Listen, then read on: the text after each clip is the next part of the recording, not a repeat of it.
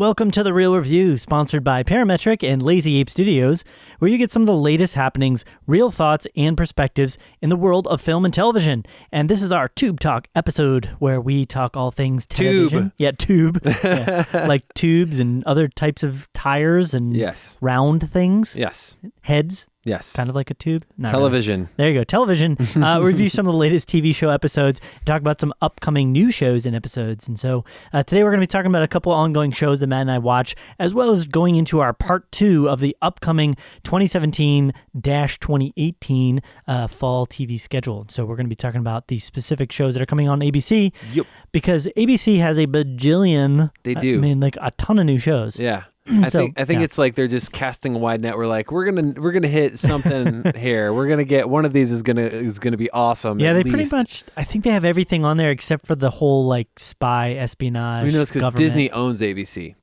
There you go. So they're like, hey guys, we got a bunch of money. Let's just do something here. That is very true. Yeah, that is very true. So they're even bringing back one show that's been out for a very long time. Yep. Was out a long time ago and is coming back out, which is kind of a surprise. So awesome. So we're going to talk about all that. But Matt, why don't you, prior to doing so, tell people a little bit about how they can get connected for to the podcast. Sure. You Wonderful. can connect with us in the social media universe, facebook.com/realreviewmedia or Twitter, Instagram @realreviewmedia. And that's REEL as in a fishing reel /film reel. And you can also reach us on our website where we got some sweet updates there. We post movie news and stuff like that whenever we can. We keep it pretty updated. And you can connect with us there as well at realreviewmedia.com. You can send us an email at realreviewmedia@gmail.com. Let us know if there's any awesome shows you want us to watch. I actually got a couple in my queue because we got some people requesting some shows for us to watch. I'm going to start watching those as soon as I can. Send us some questions and some shows that maybe we haven't even talked about that would be good to check out. Yeah, maybe. I'm just kidding. Ha ha ha. Wow, that's very funny. But there's a lot of shows coming out, so we don't really have the time to cover all of them. Yeah, probably. But we'll pick and choose. We'll pick and choose. Yeah, that's pretty much what we're going to do here today because there's so many different ones. But we are going to cover, like I said, the ABC ones. But I don't necessarily know if we're getting all of the new ABC shows. There's a lot. There are a lot. Yeah. I think it's all of them. Yeah, that's probably true. You put a lot down here, so we're going to go over those. But so let's start first, though. We're going to talk about some shows, some episodes of some shows that we've had an ongoing basis, which we are watching. The first of which is going to be Better Call Saul. Yep. And so we had our most recent episode called Off Brand this week and had some pretty cool stuff and sort of some residuals, if you will, of the bigger events of last episode, which showed Jimmy and Chuck kind of doing their final face-off, or at least their biggest to date. I'm guessing probably their most major face-off they're going to have. Right. Maybe not their final one, but yeah. So what were your thoughts on this episode of Better Call Saul, Off-Brand? I liked it. It wasn't like super exciting, but it was enjoyable. Yeah. I found a lot of like little humorous moments in it. Mm-hmm. We kind of I don't know where they're going to go with Chuck necessarily. I think we're going to see him pass away at some point in time down the road. Yeah. But with it seems like he's going to like kind of change things around a little bit. Yeah. Just kind of with what he does. And kind of has to for the next while. Right. It's I'm wondering if they're going to tie into, because they introduced Saul Goodman, and I'm wondering if what ends up happening is because of finances and the situation, if he ends up using Saul Goodman as a way to do the underground legal work that he's not technically supposed to be able to do for the next little while, until that sort of becomes his persona. Right. But So, and I like that too. That was all like really funny stuff for me with that whole commercial making process and trying to figure out what to do with this time slot. Which, as somebody that works in production, that's not how it goes. I know. I'm just going to say that, but... All of his shots were, like, most of his shots were, like, the Michael Bay shot from, like, the feet level looking up so you can see windmills or whatever radio towers in the back. Yeah. I mean, the sound quality was great. The focus was great. The lighting was great. And I'm like, with the gear that you're using, you could not get that look. I'm sorry. It would have just looked a lot... I'm sorry. Hey, you don't know. Maybe that's like a young J.J. Abrams or something. Yeah, there you go. It's they're gonna have a third spinoff here. It's the camera operator for Jimmy has his own spinoff there. And going back to Chuck too for a minute, he he like treks out into the wild next to that, like whatever that building was, to make a call on a payphone to his doctor. Yep. And it's kind of unclear about what he's trying to do, whether to reconfirm like his diagnosis, or to get mad because, hey, you lied to me. Maybe I'm not really hurting, because you can see that battle. Like, he knows that he has a mental problem. Yeah.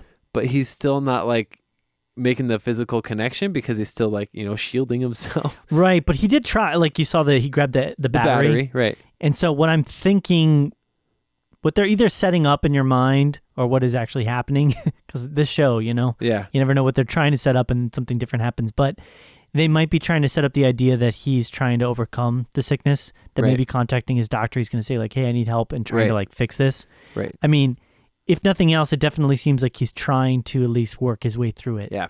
I mean, why else would he go into the city to make that phone call? Why else would he, get the battery and hold it in his hand? I don't know what he's going to do with that, though. I wish, the one thing I was kind of bummed out about, and it's probably just me, because like I said, I like the reconciliation part of like shows and television from people that are like disjointed, or, who have been pulled apart for a number of different reasons. I wanted, when Chuck's ex-wife came over to get Jimmy to come over, I was like, come on, Jimmy, just go over, humor her at least. See, I didn't want it. So I was like, well, I was at the very least, I was like, just humor her, like you can go over there, and then maybe leave. I don't know, but I don't know. I know, but I was like, come on. Okay, fine, whatever. See, that to me would have been a backstep. I would have felt like they were kind of going back into things that they've kind of already resolved in the show. And it would have just been like, well, now it's going to be like, we'll wait and see what other bad things happen with Chuck. I'd rather Chuck kind of come back into the story, if he does, in a significant way, almost through happenstance and through circumstance, rather than Jimmy trying to reach out to him, because I think they pretty well, in my mind at least, burned that bridge between the two of them. Also, we're getting closer to finding out, I think, how Hector ends up in a wheelchair. Yep. Also, yet another player from the Breaking Bad universe. We saw Lydia, which is cool. And we saw the laundromat. At first, I was like, what is he doing? Where is he at right now? Where's Gus at when he's talking to this guy? Yeah. And I was like, that's the laundromat. That's where everything happens. Yeah. When I saw the cleaner, the laundromat thing, I was like, oh my God, that's going to be that. Yeah. That. And then you see Lydia and you're like, what? I know. Yeah. I thought that was really cool. Although I really didn't like Lydia. I mean, who did? But But I love, so I love how Walt gets her though. Yeah. In that though. I was like, Stevia. I was like, what's up? Yeah. Anyway. It's really making me want to go back and watch Breaking Bad. I'm going to have to do it at some point. This season has been, and this is why I think they might say season 4 may be the last season of this show. I'm thinking that's where they're headed, because I don't know what more they could do. They're introducing like Breaking Bad people left and right this season. When we get Gus, huge player, we got Huel, we got the receptionist, not necessarily a huge player receptionist, and then we got Lydia. Like these are all like main people. There's been a lot of rumors circulating too that we might see a Jesse at some point in time also. Yeah, I would think in this season finale, you like might finally he shows get up. Jesse. He's like, yo, what's up? Yeah, or just see him interacting. Magnets. Yeah. Whoa, science, man. Like you might see him somewhere doing something. I don't know, but it definitely got the sense that they're getting closer and closer to that. I feel like part of what the next season could be about, though, is finalizing the story of Jimmy after the events of Breaking Bad. I want to see more of that, too. Right, because we still don't know we know why most likely he's doing what he's doing. We only get like 5 minutes a season. Right, but we need to final we need to get the final, like, well, where does Jimmy end up at? Like, does he end up with Kim? Like, is there a slightly happy, pot of gold at the end of the rainbow type thing? Like, where do things end up with them? Because even though Jimmy is not the greatest person, you still do kind of want good things for him. Does he get like a lifetime membership of free Cinnabons? I would hope so. Yeah. I feel like if you work at the Cinnabon, you kind of do get a free Cinnabon, but once you quit, I don't know what happens. Yeah. If there's like a card, like a previous Cinnabon. Would you really want a lifetime supply of Cinnabons? I feel like that's a quick way to die. It'd be so good though. I'd be like, do you want a Cinnabon? I can, because it's free and I have a lifetime supply. The average supply. age of death of people who work at Cinnabon is like 20 years earlier or something. Yeah. I feel like. Like 36 or something like that. Yeah, that'd be crazy. Yeah, but so I'm with you. I liked it. I think the tie-ins with Hector and kind of Nacho and seeing how that Nacho might end up being the downfall of Hector. Maybe Nacho takes that little pill that's kind of left over, which is obviously a key thing for Hector. Maybe they poison him because we've already had experiences with Gus poisoning people in Breaking Bad. So I'm thinking maybe there's some tie-in. I think because Hector like had a stroke or something like that. Maybe it was induced. Right, but it could be induced through some sort of medication that causes his heart to, have issues. So I'm guessing it is a stroke that puts him in the wheelchair because he's only able to move just like his hand, basically, and his eyes. Yeah. So maybe they try to kill him. It doesn't kill him, but it puts him in, more or less a catatonic. Incapacitated state for the most part. So if I had to rate this thing, I would give it an 8. This wasn't like a great episode, but I did enjoy it. It was a good episode. Yeah, I'd probably put it close to that. I don't exactly have a rating. I think it's kind of right around that area. It wasn't as impactful to me, but that last episode maybe was like so much. 7.789.6 Yeah, repeating. like 7.9. I feel bad to put an episode of Breaking Bad into the 7 zone. I don't want to label it now. I don't like putting labels on things.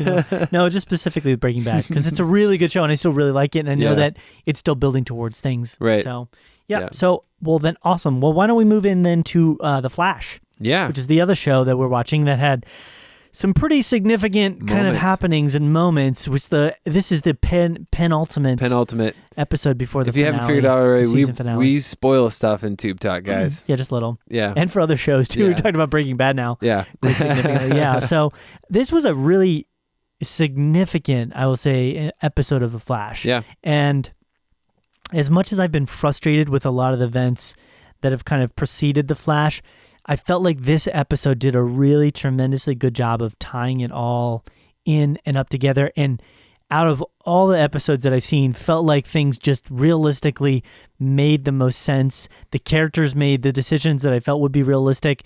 Things happened in a way that I felt would be realistic as well, except for maybe one or two elements there. But it all kind of... It really showed you how they've constantly said the future probably isn't unchangeable, that the future ends up happening the way it does. It really showed that. Right. And that felt very satisfying to me because I felt like we've had a lot of kind of untied things that have kind of just floated and been there, and this kind of tied it all in together. Right. And then additionally, of course, we had the loss of a character, which they might bring her back. I don't know. They could. See, that's the thing with CW shows, the multiverse and all this stuff. It's like... time travel, there's a number of different ways they could explain away like Iris coming back to life. Right. But yeah, overall, I thought this episode was really, really well done. Right from the get-go of like the score, which is like this really kind of somber song. They ended on that same thing to kind of tie it all back together. And with Iris filming her eulogy and like proposal. I know, yeah, where she's like, and it was a really emotional. Well, not a proposal. Thing. She's saying her vows, right? Like, she said, "I take you, Barry Allen, to be my right." Yeah. So it's a proposal and a vow, all kind of in the same. Yeah. Yeah. But no, it's just kind of overall, it was very emotionally impacting. I think, and I think the thing that worked more in its favor as the previous couple episodes. They spent a little bit more time developing Iris's, like, who she is in relation to Barry. Right. And if they hadn't done that, I would have been kind of like whatever about it. But because the last couple episodes, especially the last one where, Barry forgets everything, and he's able to kind of fall in love with her, and you're able to see why they love each other to begin with. That was really refreshing to me. Yeah, and so it added more weight to that moment. Yeah, and even the little dance she did with her dad. Yeah, when her dad sings a song and they kind of dance with each other. I mean, just very touching. It was all very heartbreaking. It was it was very sad. I was like, oh my gosh, this is a sad episode. Yeah. So as far as the progression and kind of what's happening. So Cisco goes to fight Frost, but we don't see what happens with that. Right. They kind of like shoot. Do the Harry Potter thing where it's him and Voldemort and like the beams hit and then it's just like kind of clashing and then it's like, anyways. And then when the end fight happens, obviously the gun malfunctions, the speed force bazooka. It works, but it doesn't work. Right. So it works the way they thought, but he knew how to overcome it because of the Philosopher's Stone. Right. Yeah. And then obviously, I'm blanking on the name. What's Iris's dad's name? Oh, Crud. Not Cisco. Not Barry. Crud. I'm going through all the names in my head. What is it? Okay, I can't not believe. I'll come back to that because it's really. I should know this. I don't know why I don't know this. Yeah. But let's go back to that. Where was HR And where was Julian? Was During HR there? I don't remember seeing him there. HR was leaving, I think, because HR kind of made that mistake where he ended up sort of getting, what's her name, caught. Yeah. So my opinion is that he didn't. Oh no, show he up stayed because, behind. That's right. Cisco had that moment with him. That's right. Right. Which my guess is that he's actually like left. He's flown the coop. I feel like he might have something to play in with something that we're not seeing yet. Yeah. Well, that's one of the reasons why I really liked this episode, because in a prior episode we saw that HR kind of had gone off on his own and was doing his own thing. Right. It never made sense because we have his new love interest, Lila, right? I think her name's Lila. His love interest. Why would he have left the team and not been a part of it, especially when he was so passionate? Tracy. Yeah, not Lila. Sorry.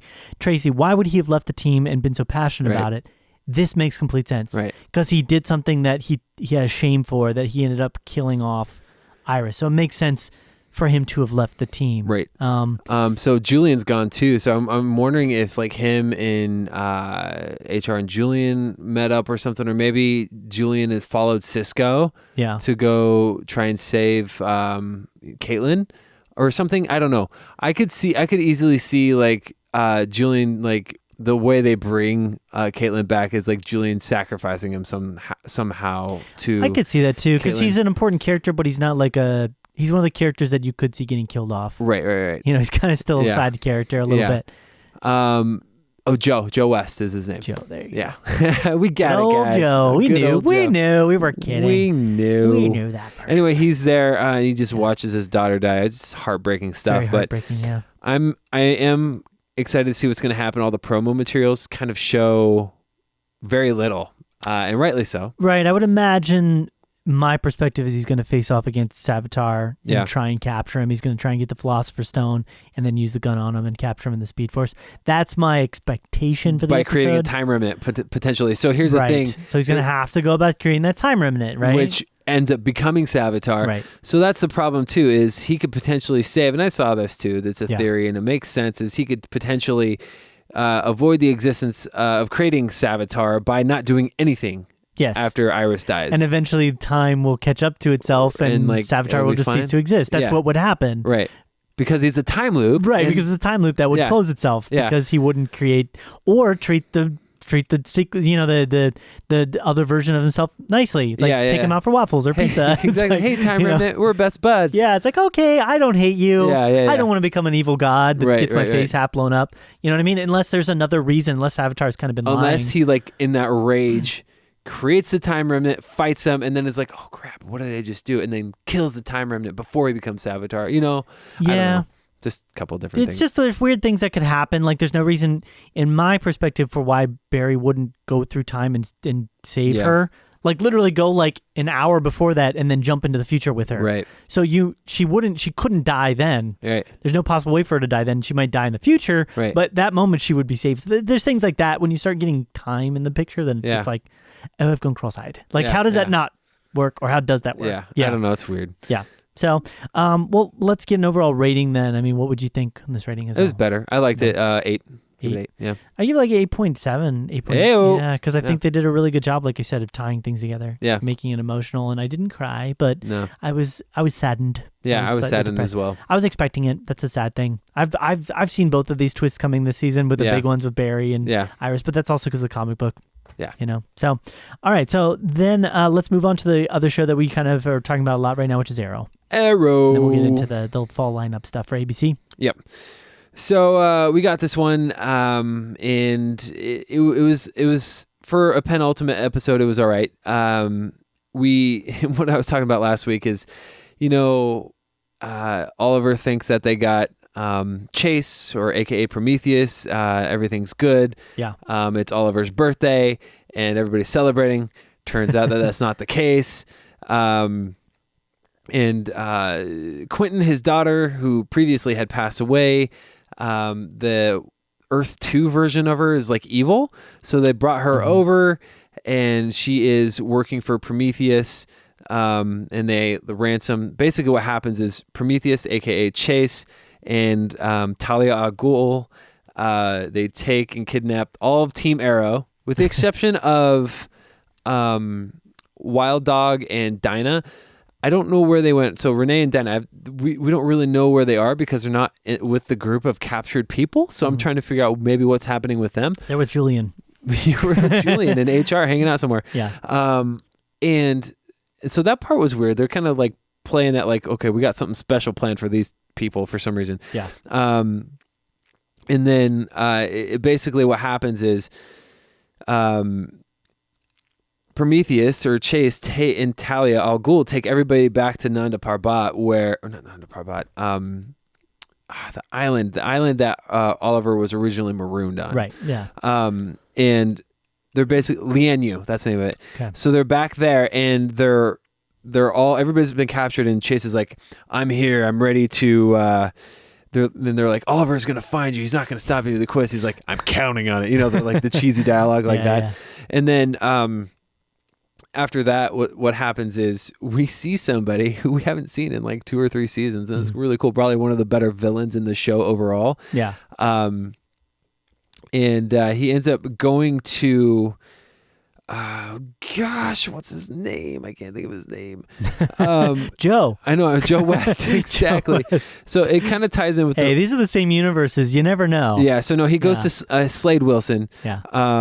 Who is Deathstroke. Okay. And he goes back to him because he prisoned him there's a big Argus base. I think they took him. Yeah. And so he goes and gets him, and Slade Wilson's like, I'm so happy to see you, kid. Like, and Slade Wilson hates Oliver. Like, and so I don't know how he's going to try and he's going to ask him for help. But I don't see Slade like being, okay, I'll help you, kid. Like, he hates Oliver. This is not going to happen. So I don't know how that's going to work.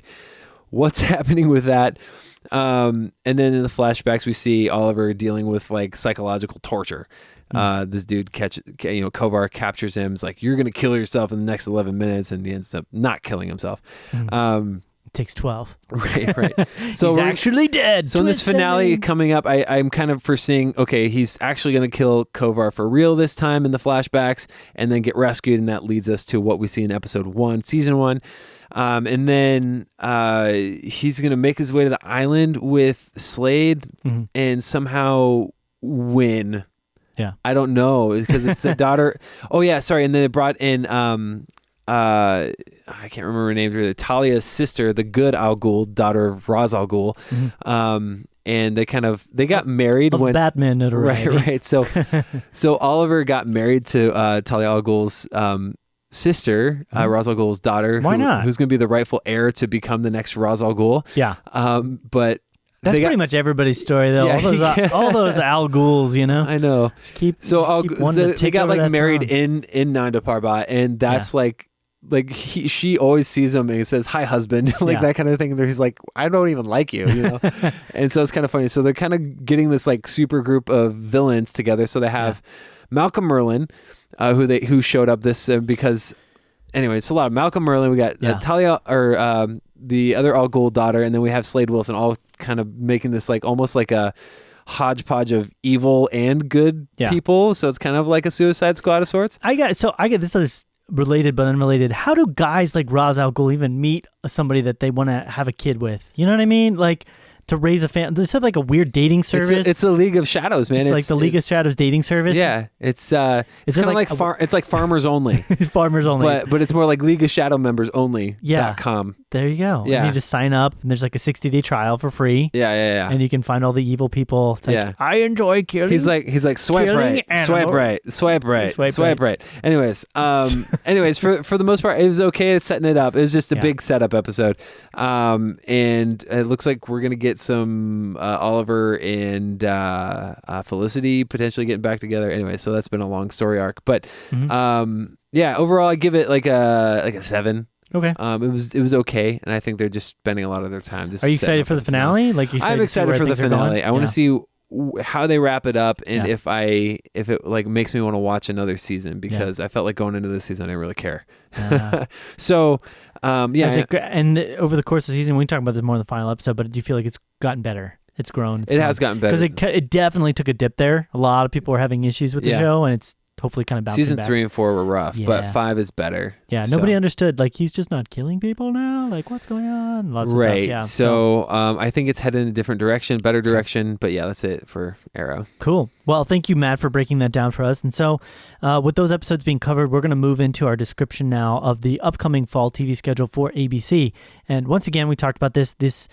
It probably is all the shows, the new shows that are going to be coming out for ABC. Right. But we might have missed one or two, but it's all good. So in kind of going into this, again, I said this last time, I typically don't like trailers for television shows. Right. They don't show enough. They try to show too much stuff and you're like, what is happening? So it's usually all clips, in my opinion, from like the first episode or two. Right. And it's exactly. So it ends up feeling very flat, because shows are great because they build. Yep.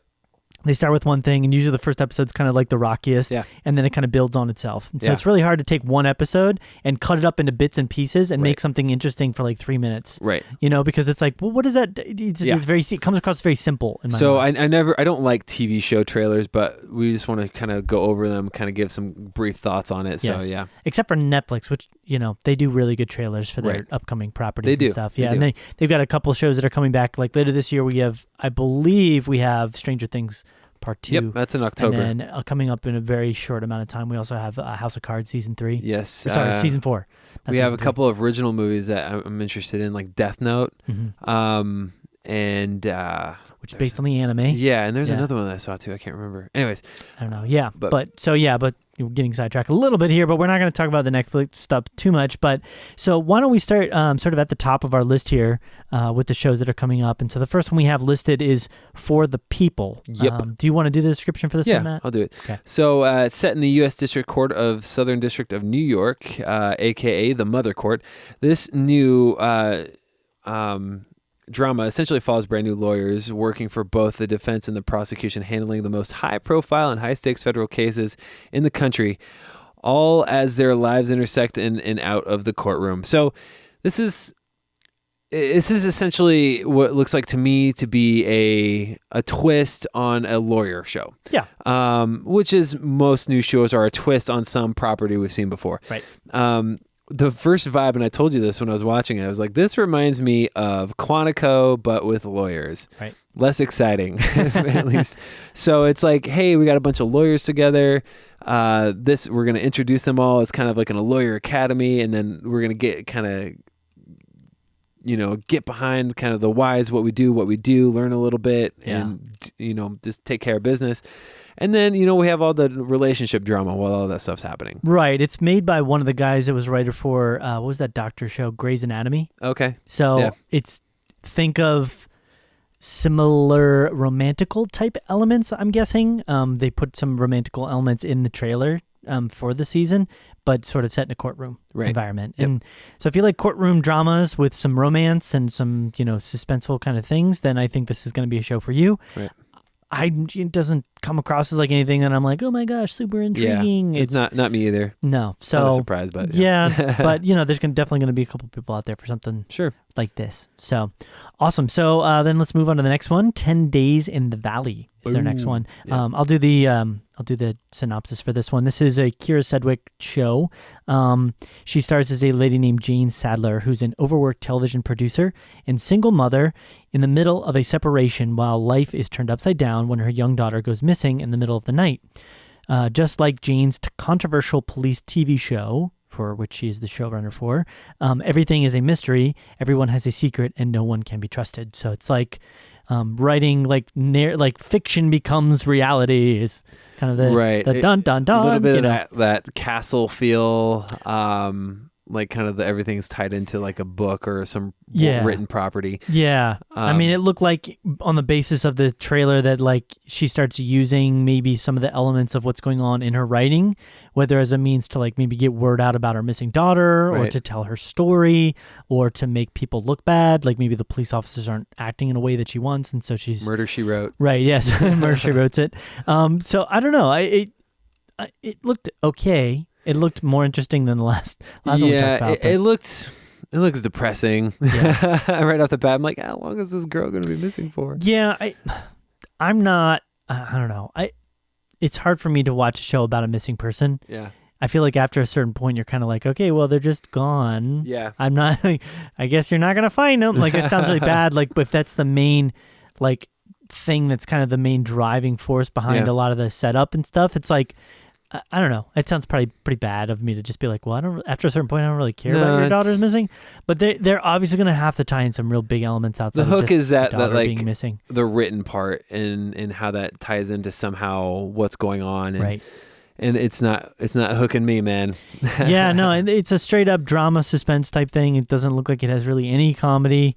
It's more of like it's like, a single mom trying to make it and everything goes bad for her, and she probably goes through huge changes and has to overcome difficulties and hardship and lies and who's telling the truth and police investigations and things like that. So there you go. So I've never been a huge Kira Sedgwick fan. I mean, I don't think she's bad at anything, but I haven't seen her in anything in a while. Yeah, not me either. I'm trying to think of the last thing I saw her in. I see Kevin Bacon a lot more than her. Yeah, that is true. Yeah. She's 1 degree from Kevin Bacon. 1 degree. 1 degree. There you go. So what's our next one, Matt? Why don't you go there? So the next one is Good Doctor. And this one, before even seeing the trailer, I was kind of like more intrigued with because it's a David Shore work. Essentially, he wrote it, and he's the one who was responsible for House. Yep. And I really, really like House. That makes one of us. No, I'm kidding. I didn't watch it. Really? Okay, so I really, really like House. I think Hugh Laurie is fantastic in it, but I think just the writing on that show was, for the most part, consistently really good, and they kept it real fresh, especially as it went on 8 seasons. Gotcha. So this one's got a lot of that, but it's also, this one reminds me of House, but it also reminds me of Doogie Howser. So let me tell you why. The Good Doctor. Sean Murphy, a young surgeon with autism and savant syndrome, relocates from a quiet country life to join a prestigious hospital's surgical unit. Alone in the world and unable to personally connect with those around him, Sean uses his extraordinary medical gifts to save lives and challenges skepticism of his colleagues. So, in a way, and again, the trailers for shows don't do it justice. I am actually really interested in this. And you and I were talking about this earlier. Freddie Highmore. Yep. He's kind of one note a little bit. I don't think he's a bad actor, but I think just naturally his eyes lack a lot of personality. Yeah. And so that comes across. But in this specific instance, he's got like dead eyes. Right. In this instance, I actually see it working really well. Specifically, him, being on the spectrum and having savant syndrome. To where it could play to it really well in that instance. But at the same time, it has, and that gives him that like savant, because I think that House kind of was a savant in himself. He was a brilliant guy. Yeah. He was just a jerk. Yeah. And I think this is just kind of taking that place. They were like, hey, let's, he's doing this. He solves all these really incredible things. I will say this. I get it because it is realistic probably to somebody that maybe would have this sort of, mental handicap or something. I get that. And not to belittle anybody going through that with autism, but, and this sounds maybe kind of bad, but it doesn't necessarily make for good TV. The only reason I'm saying that is just because in the preview, like his face literally looks the same. Every single shot just looks like this, like completely glassed over, just flat. Super crazy things are happening, super not crazy things are happening, and they could play into that a little bit, but it's really hard to connect with them when you don't.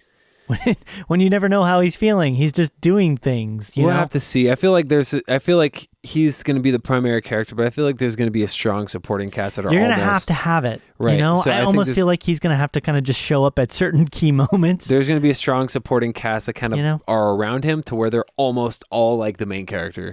Yeah, you really have to have a lot of strong side characters that almost are taking that main character role. I'm going to check this out just because I'm a fan of the creator of it, so I think we'll play that one by ear and see how they handle it. Cool. Awesome. So the next one then is Deception. Yeah. You want me to do this one? Go for it. So this one is when his career is ruined by scandal, superstar magician Cameron Black has only one place to turn to practice his arts of deception, influence, and illusion, the FBI. Using every trick in the book and inventing new ones, he will help the government catch the world's most elusive criminals while staging the biggest illusions of his career. And this is going to be the best show ever. Why, Joel? So because of the magic? Yeah. I just, this is like the dumbest idea to me. I'm sorry. At least the other ones are like pretty just like kind of taking something that's already been done and kind of tweaking it. This is like what you see they parody on all of like what was it? A good example, Forgetting Sarah Marshall, where she's like the girl that can like, what was it, understand dogs or something? I forget what exactly it was in that movie, but like they take like the person that has like the quirky personality that would like, but it just happens to perfectly line up with what they need in order to be the best FBI investigator ever. And it's like, of course, every single criminal is going to mean that he needs to figure out some sort of elusive set of like magical illusionary type stuff that works into his favor, and he's going to use those magical illusions to like get confessions and trap criminals. It's just it's really silly. It's like really silly to me. Somebody was like, hey, like, you know what's really cool is FBI shows, and they're like, oh, you know what movie I just saw was Now You See Me. What if? Yeah, like what if we took the both sides of Now You See Me and made them work together? Right, exactly. Yeah. So I the only reason that I kind of want to see it is because I haven't seen one of the dudes, and I can't think of his name. His name's he's Sucre from Prison Break. Yeah. And I was like, oh, I kind of like him. What's he up to? But other than that, I'm not that interested unless we get reviews when it first comes out. People are like, you guys got to see Deception, and I'll be like, all right, let's check this thing out. I liked with the trailer that there was kind of like some humor to it. They're not trying to. I don't think you could treat it seriously. I think if you try to treat it too seriously, it would just collapse in on itself. Right. So I like that they kind of did that. Right. I would have to see it. It would have to go really, really stupid to me in order for me to be like intrigued by it, in the sense that like it's so bad it's good type thing. At this point, it really doesn't. There's just no like excitement around checking this out, because it already seems like one of those things where they're gonna, at some point, the ends are gonna justify the means, where they're gonna start setting up certain criminals. And we've seen this happen in The Flash now, where they're gonna start setting up certain cases and certain criminals to allow for some type of magical illusion type thing that needs to get worked out. Right. So that just doesn't really have a lot of interesting stuff. Cool. So there you go. Next one then for us, Matt. Yeah, it is The Gospel of Kevin. So Kevin Finn from, it's played by Jason Ritter from Parenthood. A cluelessly self-serving person is on a dangerous path to despair. In a downward spiral, Kevin returns home to stay with his widowed twin sister and niece. And on his first night there, an unlikely celestial being appears to him and presents him with a mission to save the world. So this one is not like a twist on a familiar spin. No, this is kind of a new concept. Pretty original. Yeah. And I did laugh a couple of times during the trailer. I did too. I think of the ridiculousness of it in a way. Yeah. It's kind of a fish out of water type story. I kind of have this thing with Jason Ritter. I don't really like him. I think he's a great guy, but but as an actor, I didn't like him in Parenthood. Okay. But he was funny in this. I thought he was really funny. Like the lady shows up and he's just like, who are you? And just kind of off to the side, he grabs a knife, just kind of like, okay. Okay. Grabbing a knife to protect myself. Yeah. I think it'll be interesting. There's some funny moments. If that's an indication of what you might see on a weekly basis, then that might be something we're checking out. Agreed. And this one does something that a lot of, some TV shows do. It had a lot of physical humor. Yeah. With him kind of getting slapped around and the things flying around. And so I thought that was funny. I thought the physical humor worked for me. Yeah. And I think he's good. He's a good vehicle for this type of thing. He comes across as like a really like burnt out, dumb, maybe not really stupid, but kind of like naive in a way type person. Yeah. That has definitely done some really kind of stupid stuff in his life. And so there was some humor there. It was kind of funny. And I like that they're trying a new sort of concept with it. So I might check it out. I might give it an episode or two to kind of see what's going on with it. Yeah. Kind of piqued my interest a little bit. So it's kind of a light drama comedy. Yeah. Is how this one comes across. Kind of fun. Yeah. So the next one is, I think this is one we're actually both kind of a little excited for. Yeah. And this one's The Crossing. This one is refugees from a war-torn country seek asylum in a small American fishing town. Only the country these people are from is America, and the war they are fleeing hasn't happened yet. As the government tries to uncover the truth behind this mysterious migration, only one thing is certain. The lives of the people here, both the townspeople and these newcomers, will never be the same. Of course. Yeah, so this one is a bit intriguing for me because it's kind of combining police type, like investigative type, like an ongoing serial type aspects with sci-fi. Right. Because these people are apparently like time travelers from the future somehow during some like futuristic war, and so like when Terminators, right? So what I'm hoping, that's actually where I was going. I'm hoping this turns into like a Terminator prequel. I mean, wouldn't that be amazing? That'd be crazy. Yeah, it's like certainly Terminators. So, but there's like also people with like special powers. So we get this taste of this girl that's kind of like from the future that has like these weird, crazy like abilities, like leap and high things and break through glass with their body, and just jumping through it, not getting injured and stuff. So it's got some of the sci-fi stuff mixed with Zahn here, Steve Zahn, right? Yeah. Which he's always more of a comedic actor. Yeah. I'm actually kind of hoping it didn't really play through in The Crossing, like in the trailer. Yeah. I would actually love it if he kind of brought some of that humor me too. to this, because it's such a what type scenario. Yeah. It would be funny if he's like, what's going on here? Like, what is this? Because he plays such a doofy kind of like character. So. I always know him as Lenny. That's what I call him. I always call him Lenny before I even call him Steve. I'm Lenny. Yeah. I remember him as the come on guy, because I don't know if you ever saw Saving Silverman. But he's just that scene where he's like, come on, come on, which is like the funniest thing ever. It's so stupid, but yeah. So what are your thoughts? Any thoughts on this? Yeah, so it's being heavily touted as, hey, this is from the same studio that brought you Lost. Yes. Which that's not a big thing. I didn't see Lost. Right. So which can be really cool, because Lost did an amazing job. What they did an amazing job at was keeping you like, what is happening, but really interested in what was happening as the story was unfolding. Yeah. At the same time, and I think this does look really interesting. I am excited to watch it. I could see it potentially crossing over into that really frustrating territory, like, what are all these Lost questions you're not answering? You're posing more questions. You're not answering any of them. Right. And I can see a lot of like filler episodes, and when people are explaining, everybody's being really vague and not explaining, you know, things. What's if it's going to go in the writing style of Lost, then right. Yeah. And I could see that being really frustrating. I hope that they don't go that route, and that they kind of keep it real straightforward. I'm not sure how I feel about like the powers thing. I got to see the context of that. I like the idea that they're from the future somehow, but and there's a war, you know. And it adds a little. took over. It adds a little twist of there's a bigger picture here.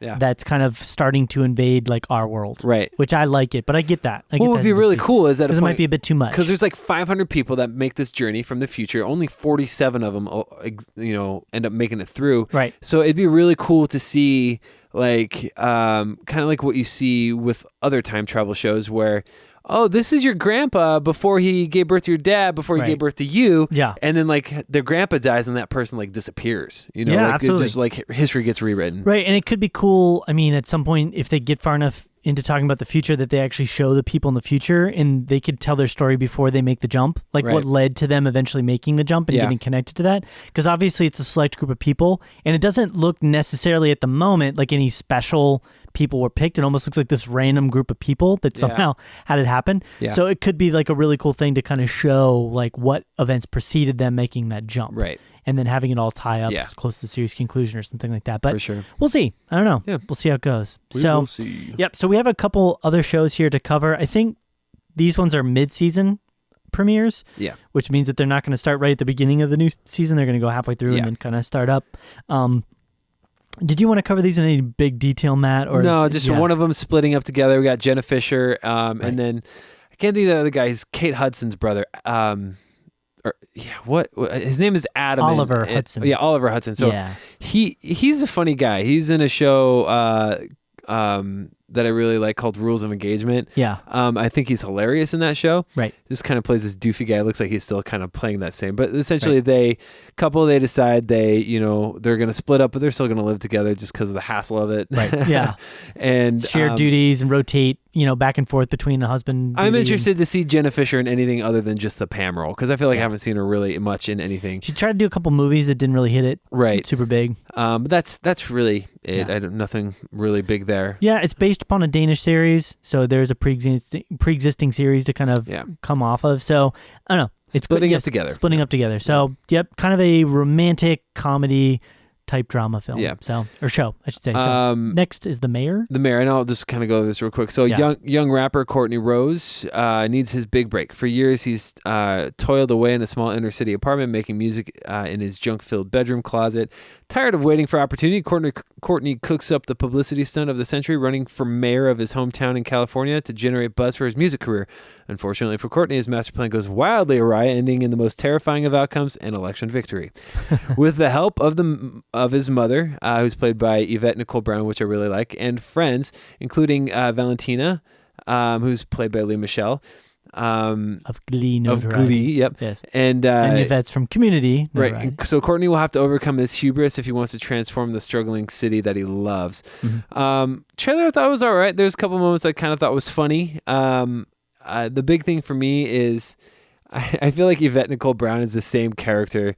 I really love Community. Yeah. And she plays like the self-right, like the what? The mom. I can't believe you. And she's did a mom, that. you know, like she's like the mom, and she's like the same person. Right. I love it. I think she's great. So she seems like the less religious version of that, because in Community she was super strongly religious. Right, like she's always like, you need Jesus. Yeah, exactly. yeah. Oh, son, you need. Yeah. So this looked all right. I like her casting. I'm actually not a big fan of the other two folks. I think they both look really. I think that's the point of it.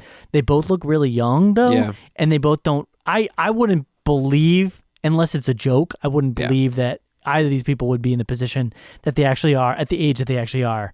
You know what I mean? But I don't know. Could be a surprise. We'll see. Could be a surprise hit. So, and then the last show, and this one I'm actually a little bit excited about because I like one of the main stars of it. This is Alex Inc. Based on the podcast Startup. Alex Schumann, played by Zach Braff, is a brilliant radio journalist, husband, and father of two who is about to do something crazy, quit his job and start his own company. He quickly discovers it's going to be a lot harder than he thought. So do you know anything about starting up a podcast, Joel? I don't know anything, Matt. I mean, what? You put it on the internet, right? And people download that? So this is starring Dax Shepard's slightly older brother. Is it? No, I'm just saying. I was like, what? I just think that Zach Braff looks a lot like Dax Shepard. Oh, I was like, I didn't know Zach Braff was related. That's crazy. Yeah. So, but I'm a Zach Braff fan.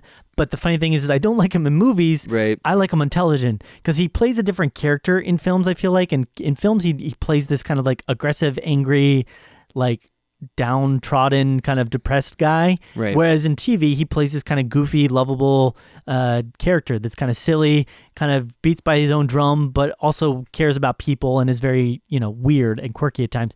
And this is kind of like, in a way, this is like his Scrubs character in a different universe. Yep. And I like that. I thought his Scrubs character was perfect and great. And so it looked funny. This was one of the only comedy trailers that I've watched that I actually chuckled at a couple times, and a lot of that just has to do with the comedic timing. Right. They do some good situational type humor, some good slapstick kind of gag type stuff.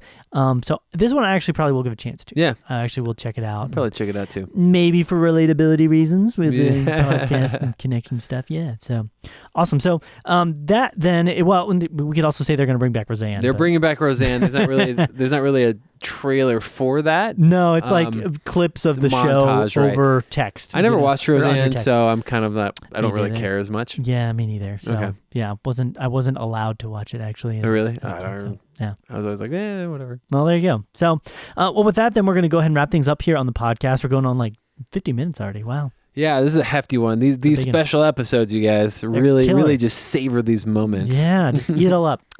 Yeah, there you go. Just like that. Yeah. So then we're going to go ahead and wrap things up. And just again, some reminders of ways to get connected to the podcast. You have our website, which is realreviewmedia.com, with our newsletter and always posting things on there. And then you've got our Facebook, which is facebook.com/realreviewmedia, and Twitter and Instagram, which is @realreviewmedia. And then again, we always love to hear from you, our listeners, know about things you're liking, things you're not liking, shows you're excited for. You can send us an email, which is realreviewmedia@gmail.com. We'd love to get connected with you in those ways. So anything else, Matt? No. All right. Well, it's been real. It's been real.